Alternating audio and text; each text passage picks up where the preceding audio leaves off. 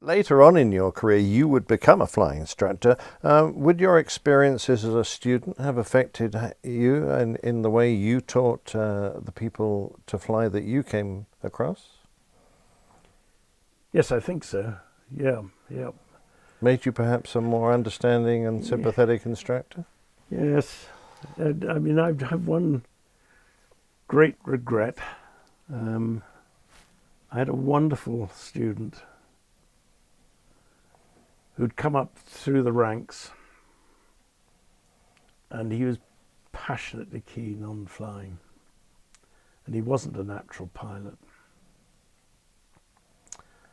And I was determined to get him through, absolutely determined. And I did get him through. And he ended up on C-130s, and very sadly ended up crashing in a C-130. I can't remember, from Lynham maybe, or was it Brize Norton? I can't remember. Could well have been Lynham, or it could have been either, actually. Yeah, Yeah, could have been either. I just can't remember. But I've always sort of felt perhaps I shouldn't have tried so hard to get him through. Perhaps he really wasn't a natural pilot. I don't know. Yeah, that was the only thing I ever think back as an instructor, when you had someone eventually who you had to give the bad news to, that they weren't going to progress, was that perhaps in the future you were saving their life. But yeah, I know. Well, I got really emotionally involved with this guy, and it became a sort of absolute overriding challenge for me. I was determined, because he was so enthusiastic and so keen, and I do often think, no, maybe I didn't do him any favours. I hope not. I hope that wasn't the case. No, I hope not too. I see you moved on to jet training on the T-33 Silver Star at Gimli. Now that airfield would of course become famous for another reason. Didn't it? But what was it like then? That was a complete contrast to Moose Jaw. And we were there in the summer, and there's a beach on the lake there, and there were all sorts of pretty girls there in bikinis. So when we weren't flying, we were down on the beach. It was a very, very different setup altogether. And the T-33 was a lovely aeroplane, very benign handling, and very strong, robust aeroplane, and just a delight to fly. Was it I quick? loved it. Was it fast? I think sort of Mach 0.8, that sort of speed, yeah. Very nice. But it was a very nice aeroplane. Now I read that you lost a fellow student during training. The same happened to me. How did it affect you? Yeah, this was a NATO training scheme that I was there under the auspices of. So we had all these different people from different NATO countries on my course, and this was a Turkish chap. Ermin, I think his name was. Very elegant, very well educated, very classy man, and a very good pilot as well. And I don't know what happened, but he speared in from 40,000 feet straight into Lake Winnipeg. Good Lord. I can only assume he was unconscious for some reason or another. We'll never know. His body was recovered, and it was a fairly shocking experience going to his funeral. Did the students, was there any effort made by the staff to ease the students through this, or was it all very much as I would have expected it to be in those times, all sort of get on with, it's all business, get on with it? This is what happens, just get on with it. Interesting. I've never had this experience of being cancelled. I'm afraid. No. I firmly believe that, things happen to you, stuff happens, you've got to deal with it and just get on with life. And the worst example of that for me was our eldest son dying, which is catastrophic. And you don't ever get over that. Never. You'd learn to live with it. But there's no, it's no good going on and on about it. It's happened. Nothing's going to change that. And it's no memorial to him if you sort of collapse in a heap. You've just got to get on. I understand. My sadness in that is that we didn't appreciate the impact it had on his younger brother. We were so obsessed with our own grief, Sue and I, that we rather sidelined him. And it was only years later that it suddenly all came pouring out from him.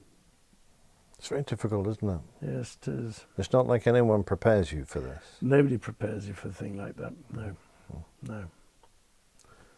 And I never had any, neither of us ever had any counselling about that terrible experience either. But it seems like your family is a happy family. Oh yeah, we've only got the one son. We're extremely close to him. We've got 3 wonderful grandchildren, one of whom is at Cambridge University and doing, I think she'll be quite an exceptional lady. She's a very good actress, but she's the sort of person who's very motivated.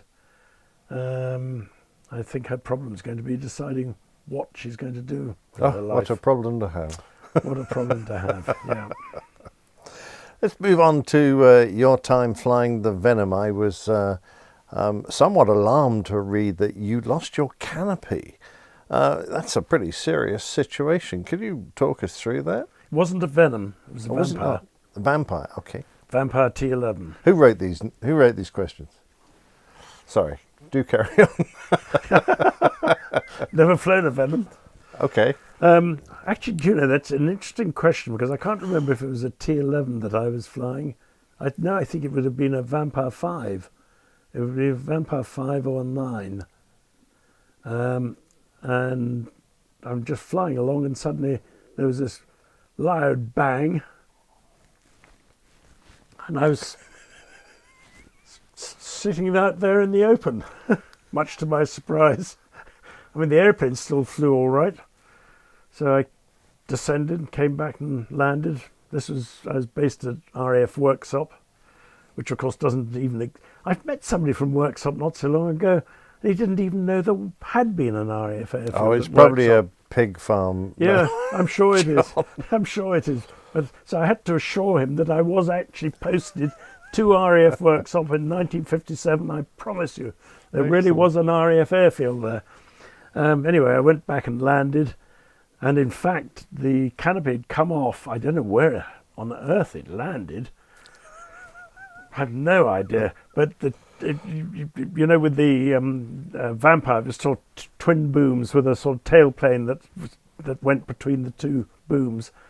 The canopy had hit the bit between the 2 booms and left a massive, almost severed it completely. Wow, you're lucky it didn't... Which might have been interesting. Oh, it would have been very interesting, no doubt. Oh, I'm glad you didn't come home and do a barrel roll in there. No. Was it a bit noisy? It was quite noisy, yes. Could you actually hear anyone on the radio? I think I must have done. Well, good for you. Excellent. Now, obviously you did well in your training and were recommended for fighters, indeed the marvellous Hawker Hunter. What happened? You were posted to heavies in the end. Yeah, that was a crushing moment in my life, I can tell you. It's all I wanted to do was fly Hunters. Duncan Sands, the Minister of Aviation or Minister for Air or whatever his title was, I don't know, Secretary of State for Air, made this great pronouncement that they weren't going to require fighter pilots any longer. It was all going to be done with surface-to-air missiles. And not one of our course went on to fighters. Oh, really? Oh, wow. I was one of the lucky 4 who went to Coastal Command. And I say lucky 4 because in Coastal Command you were fully trained and it was sort of sector by sector, just like in the airline world. The captain would do one sector than the co-pilot the next. You were a fully trained pilot. In Transport Command in those days, my understanding was from the chaps who went into Transport Command that basically, to start with, they were there for no other purpose than to lower undercarriages, raise the flaps and do the communications. Oh. I mean, that's all long since changed, but the culture in Coastal Command, even back then, was that the co-pilot had to be fully trained and, you know, it had to do half the flying sort of thing. And I was on the Mark I Shackleton, so that was a tail dragger, direct descendant of the Lancaster, and looking back on it now, I'm very proud of the fact that I've in effect flown the Lancaster. And it was a fantastic aeroplane, the Shackleton. I mean, I don't know how long it was in service for, from start to finish, but it must. Oh, a little too long, I think. It must have been something like 45 or yes, 45 years. Well, or it was something. still going when I was in the Air Force for many years. Yeah, absolutely. And the great thing was about this that I was actually posted out to Singapore, to 205 Squadron, based at RAF Changi. And we look at Changi now and it's a bit different. But in those days it was a rather splendid RAF airfield. And they had there a Far East Communications Squadron, Far East Air Force Communications Squadron.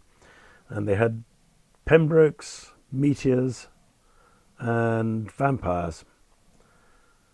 And I went down to that Far East Comm Squadron and said, hey, any chance of getting some flying when I wasn't flying Shackletons? They said, absolutely.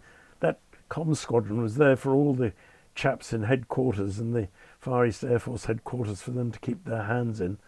Nobody seemed to want to do that. So they were very happy for me to come along and do some flying. So I used to go flying Vampires and Meteors and Pembrokes to my heart's content. Who did your conversion? One of the chaps on the Comm Squadron. Love it. I mean, it's just a different world, isn't it? Oh, absolutely. Yes. Very hard to imagine 1958 this was. Oh, that's brilliant. I used to go bombing around over the Malayan jungle, low level. Just flying for the sheer fun of it. The C&C of the Far East Air Force was the most wondrous gentleman, Air Chief Marshal the Earl of Bandon, who was known as the Abandoned Earl. And he was a legend in his lifetime. He was an extraordinary man. He was one of those men. He didn't need to be in the Air Force for a career. He was in the Air Force because he loved the Air Force. And he wasn't frightened about what he said or did. He was the sort of man you'd have followed over the trenches in the Battle of the Somme, leading from the front. Excellent. Wonderful, wonderful chap. Excellent.